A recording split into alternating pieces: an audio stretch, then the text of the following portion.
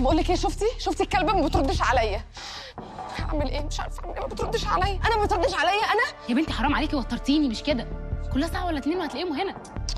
وانا هستنى ساعه ولا اتنين؟ يا بنتي قلبي هيقف. طب ما اكلم احمد. والله هكلم احمد. ما بكلموش ليه؟ هو هيكلمهم ويقول لي ايه اللي حصل. اتقالي وخلي عندك كرامه. زمانهم دلوقتي زي السمنه على العسل. طب هاتي موبايل. وهتقولي رشا ايه؟ طب هاتي موبايل. لا هاتي بقى، انت هتصاحبيني. لا يا عم انت دي عليك. ايه ده في ايه؟ نور، انا تعبانه وعاوزه اطلع انام، ويا ريت ما تقوليش لتيتا ولا لاي حد ان انا جيت. ماشي. تيتا مع جده بره، بس مالك في ايه؟ ومين اللي جابك هنا؟ بابا هو اللي جاب، وصلني لحد بره ومشي.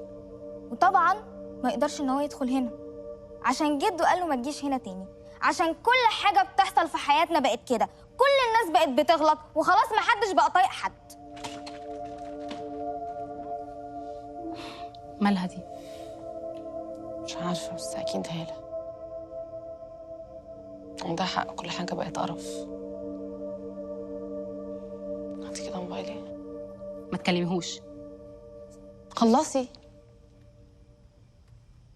خلاص بقى يا كامل، انت شديت قوي، ارخي بقى. مش عايز اسمع ولا كلمه. انت فاهمه ولا لا؟ في يا جماعه خير، مالكم بس؟ كده يا كامل بتصغرني.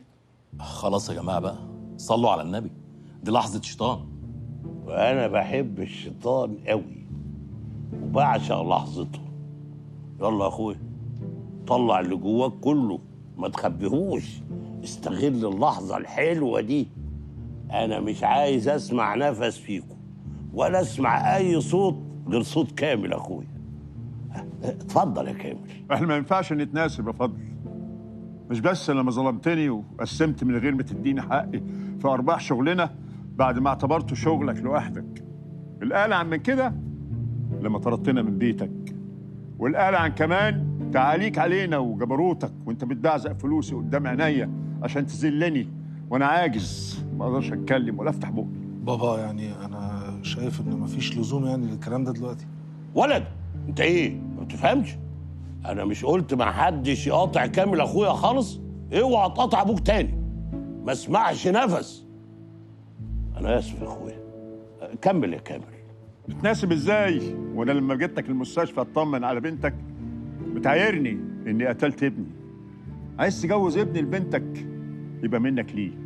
روح خد ابني مني زي ما خدت حاجات كتير وانا ساكت عشان اخوات، عشان روح ابويا وامي.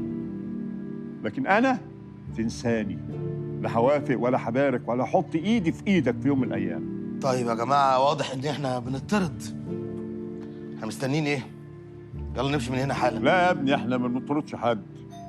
احنا اهل وانتوا اهلا وسهلا بيكم دلوقتي وفي اي وقت.